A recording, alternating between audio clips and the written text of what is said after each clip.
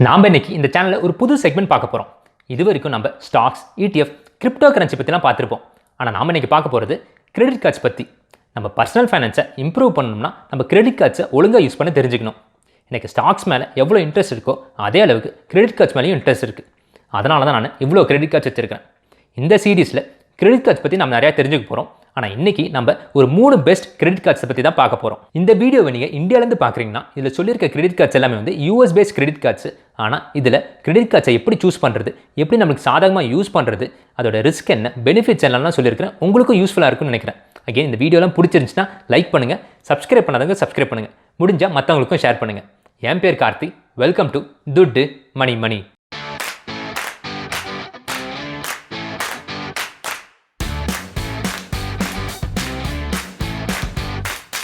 Credit card use பண்ணாலே நம்மளோட financial situation மோசமாக தான் முடியும்ட்டு ஒரு பேச்சு இருக்குது. அது மிடில் கிளாஸ் ஆனால் கிரெடிட் கார்டை யூஸ் பண்ணுறது தப்பான விஷயம்னு சொல்கிறதும் கேள்விப்பட்டிருக்கிறேன். இது ரெண்டுத்தையும் நான் ஒத்துக்கவே மாட்டேன். தமிழ் படத்துலலாம் கூட கிரெடிட் கார்டு வேணுமான்ட்டு பேங்க்லேருந்துலாம் கால் பண்ணி கிண்டல் பண்ணுற மாதிரி சீன்ஸ்லாம் நிறையா வந்திருக்கு. எனக்கு யாராச்சும் அந்த மாதிரி கால் பண்ணால் தாராளமாக கிரெடிட் கார்டு தாங்கன்னு தான் சொல்லுவேன். ஏன்னா கிரெடிட் கார்டு சிஸ்டமே வந்து ஒரு சூப்பரான சிஸ்டம். நம்மளோட செலவுக்கு நம்மளோட பணத்தை உடனே செலவு பண்ணாமல் பேங்க்கோட பணத்தை வச்சு செலவு பண்ணலாம். அதே சமயத்தில் காசை செலவு பண்ணுறதுக்கு பேங்க் ரிவார்ட்ஸு, கேஷ்பேக்கு, இதெல்லாம் பெனிஃபிட்ஸ்லாம் வேறு தராங்க. இதெல்லாம் எதுக்கு நம்ம மிஸ் பண்ணணும்? நாமெல்லாம் கிரெடிட் கார்டை ஒழுங்காக யூஸ் பண்ணால் பேங்க்ஸ்லாம் கண்டிப்பாக மூட்டை கட்டிட்டு வீட்டுக்கு போக வேண்டியது தான். கிரெடிட் கார்டை நம்மளுக்கு சாதகமாக யூஸ் பண்ணுறதுக்கு முதல் ரூல் வந்து கிரெடிட் கார்டு பில் ஃபுல்லாக நம்ம கட்டணும். என்னதான் மினிமம் பேலன்ஸை கட்டினா போதுன்னு சொன்னால் கூட நம்ம செலவு பண்ண ஃபுல் பேலன்ஸை நம்ம கட்டி தான் ஆகணும்.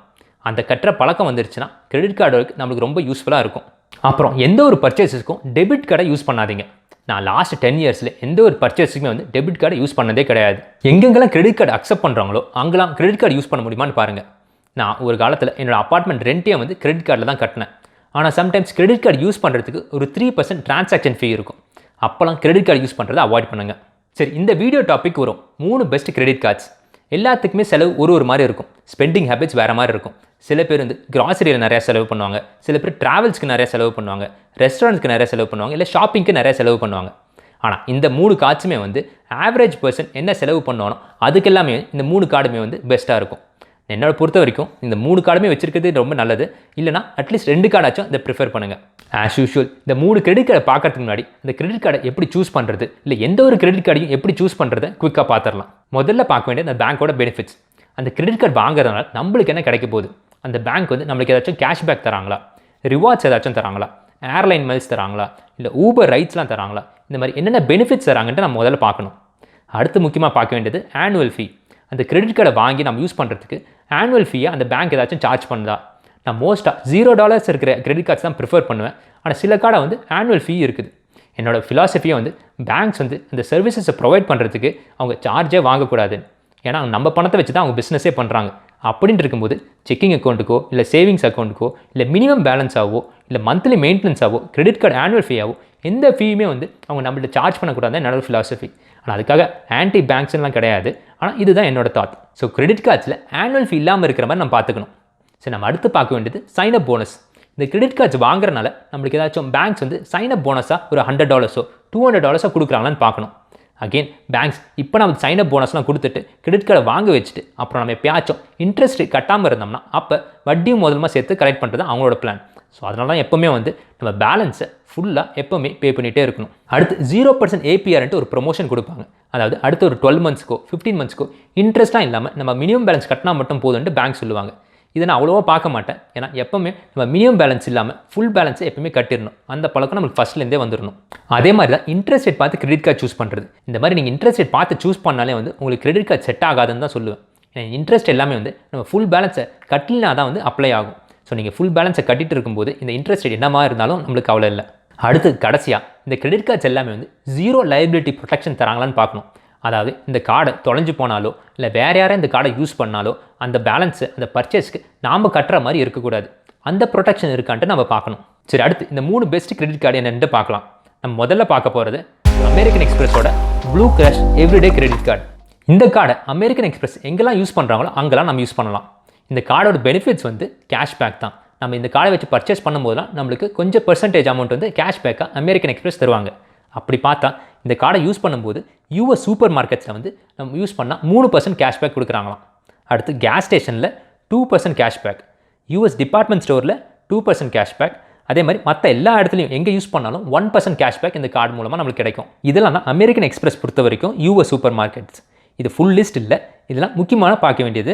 நம்ம வால்மார்ட், அமேசான், டார்கெட்டில் ஷாப் பண்ணால் இந்த 3% கேஷ்பேக் வந்து கிடைக்காது. நான் மோஸ்ட்டாக இந்தியன் ஸ்டோர்ஸ்லையும் ஸ்ப்ரவுட்ஸ்லையும் கிராசரிஸ் வாங்குவேன். அங்கெல்லாம் எனக்கு 3% கேஷ்பேக் கிடைக்கும். இதெல்லாம் தான் யூஎஸ் கேஸ் ஸ்டேஷன் கேட்டகரியாம். அகைன் இது ஃபுல் லிஸ்ட் கிடையாது, ஆனால் எல்லா மேஜர் கேஸ் ஸ்டேஷன்லையும் நம்ம யூஸ் பண்ணும்போது 2% கேஷ்பேக் கிடைக்கும். இதெல்லாம் தான் அமெரிக்கன் எக்ஸ்பிரஸ் பொறுத்த வரைக்கும் யூஎஸ் டிபார்ட்மெண்டல் ஸ்டோர்ஸாம். அப்புறம் முக்கியமான விஷயம், இந்த கார்டுக்கு ஆனுவல் ஃபீ எதுவும் கிடையாது. உங்கள் கிரெடிட் ஸ்கோர் வந்து 690 மேலே இருந்துச்சுன்னா நீங்கள் தாராளமாக அப்ளை பண்ணலாம். அப்ரூவ் ஆகிறதுக்கு நிறைய வாய்ப்பு இருக்குது. இந்த கார்டோட ஆகஸ்ட் மாதம் சைன் அப் போனஸ் இதுதான். $2000 ஃபஸ்ட்டு 6 மந்த்ஸில் இந்த கார்டில் பர்ச்சேஸ் பண்ணால் உங்களுக்கு $100 கேஷ்பேக் கிடைக்கும். அப்புறம் அமேசானில் நீங்கள் பர்ச்சேஸ் பண்ணால் உங்களுக்கு ஃபஸ்ட்டு 6 மந்த்ஸுக்கு 20% கேஷ்பேக் கிடைக்குமா. பிளாக் ஃப்ரைடே அப்பவும் ஹாலிடே அப்பவும் இந்த கார்டை யூஸ் பண்ணால் நல்ல கேஷ்பேக் கிடைக்கும். ஸோ டோட்டலாக ஒரு $250 வரைக்கும் கிடைக்கிறதுக்கு வாய்ப்பு இருக்குது. இந்த கார்டில் நீங்கள் இன்ட்ரெஸ்டடாக இருந்தீங்கன்னா என்னோட ரெஃபரல் லிங்க் இந்த வீடியோ டிஸ்கிரிப்ஷனில் இருக்குது. அப்படி யூஸ் பண்ணிங்கன்னா இந்த சேனலை சப்போர்ட் பண்ண மாதிரி இருக்கும். இந்த தேர்ட் ஸ்பாட்டில் ஒரு போனஸ் கிரெடிட் கார்டாக அமெரிக்கன் எக்ஸ்பிரஸோட ப்ளூ கிராஷ் ப்ரிஃபர்ட் கிரெடிட் கார்டை பாருங்கள்.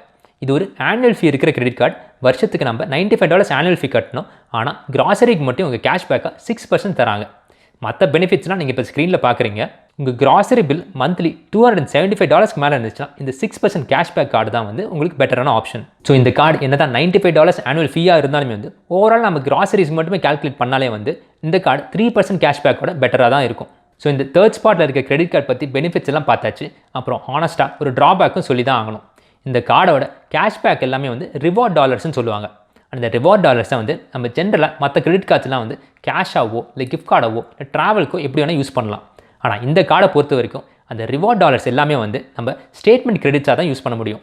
இப்போ என்னோட நெக்ஸ்ட் ஸ்டேட்மெண்ட் பில் வந்து ஒரு $350 இருந்துருச்சுன்னா என்னோட ரிவார்ட் டாலர்ஸாக $300 ஸ்டேட்மெண்ட் கிரெடிட்டாக யூஸ் பண்ணி மீதி இருக்க அமௌண்ட்டுக்கு மட்டும் நம்ம பே பண்ணால் மட்டும் போதும். இது எனக்கு அவ்வளோ ஒரு பெரிய ட்ராபேக்காக தெரியல. ஏன்னா என்னோட கேஷ்பேக் எல்லாமே வந்து நான் ஸ்டேட்மெண்ட் கிரெடிட்ஸாக தான் யூஸ் பண்ணுவேன்.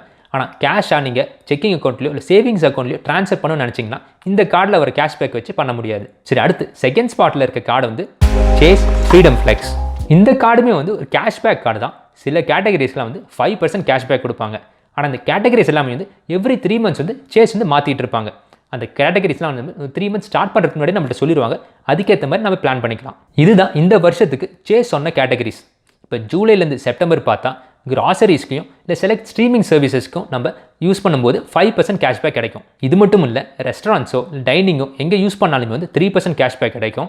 அப்புறம் ட்ரக் ஸ்டோராக இருக்கிற CVS, வால்கிரீன்ஸ் அங்கெல்லாம் யூஸ் பண்ணாலும் 3% கேஷ்பேக் கிடைக்கும். அப்புறம் மற்ற எங்கே யூஸ் பண்ணாலுமே வந்து 1% கேஷ்பேக் கிடைக்கும்.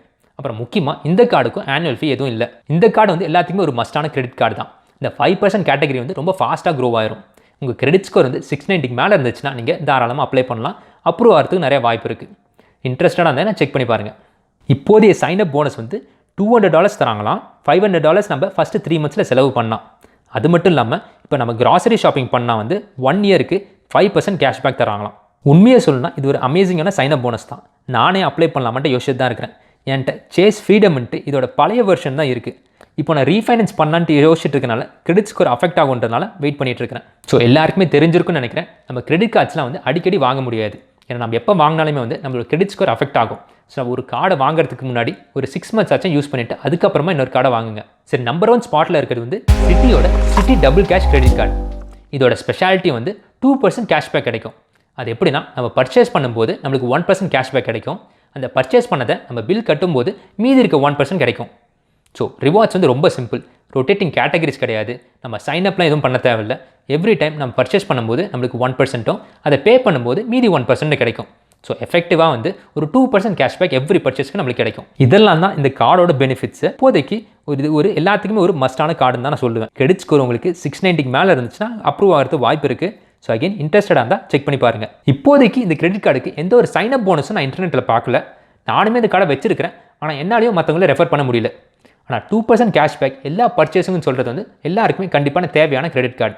அப்புறம் சொல்ல மறந்துட்டேன், இந்த சிட்டி டபுள் கேஷ் கிரெடிட் கார்டுக்கு ஆனுவல் ஃபீலாம் எதுவும் கிடையாது. சரி, கடைசியாக இந்த ஸ்பாட்டில் ஒரு போனஸ் கிரெடிட் கார்டாக Wells Fargo active cash credit card ஒன்று லான்ச் பண்ணியிருக்காங்க. இதோட பெனிஃபிட்ஸுமே வந்து 2% கேஷ்பேக் ஆன் எவ்ரி பர்ச்சேசஸ் தான். இப்போதைய சைன் அப் போனஸ் வந்து நீங்கள் ஃபஸ்ட்டு 3 மந்த்ஸில் $1000 செலவு பண்ணால் உங்களுக்கு $200 கேஷ்பேக்காக தராங்களாம். இதுவுமே வந்து ஆனுவல் ஃபீ இல்லாத கிரெடிட் கார்டு. ஸோ இன்ட்ரெஸ்டாக இருந்தீங்கன்னா செக் அவுட் பண்ணுங்கள். அகைன் இந்த பெனிஃபிட்ஸ் எல்லாமே வந்து இந்த கிரெடிட் கார்டு பில்லை நீங்கள் ஃபுல்லாக பே பண்ணால் மட்டும்தான். நீங்கள் ஒரு தடவை நீங்கள் இன்ட்ரெஸ்ட் பே பண்ணிட்டீங்கனாலே இந்த கேஷ்பேக் எல்லாமே வந்து நம்மளுக்கு லாபமாக இருக்காது. ஸோ ஃபைனல் தாட்ஸாக செலவு கம்மியாக பண்ணுங்கள், கிரெடிட் கார்டு பில்லை ஃபுல்லாக கட்டுங்க, கேஷ்பேக் தானாக வரும். இயர்லி ஈஸியாக $500 கேஷ்பேக்காக earn பண்ணலாம். ஹோப்ஃபுல்லி இந்த வீடியோ பிடிச்சிருக்குன்னு நினைக்கிறேன். பிடிச்சிருந்துச்சுன்னா கண்டிப்பாக லைக் பண்ணுங்கள், சப்ஸ்கிரைப் பண்ணுங்கள், முடிஞ்சால் மற்றவங்களுக்கும் ஷேர் பண்ணுங்கள். Until I see you next time, be safe, keep smiling. Thank you.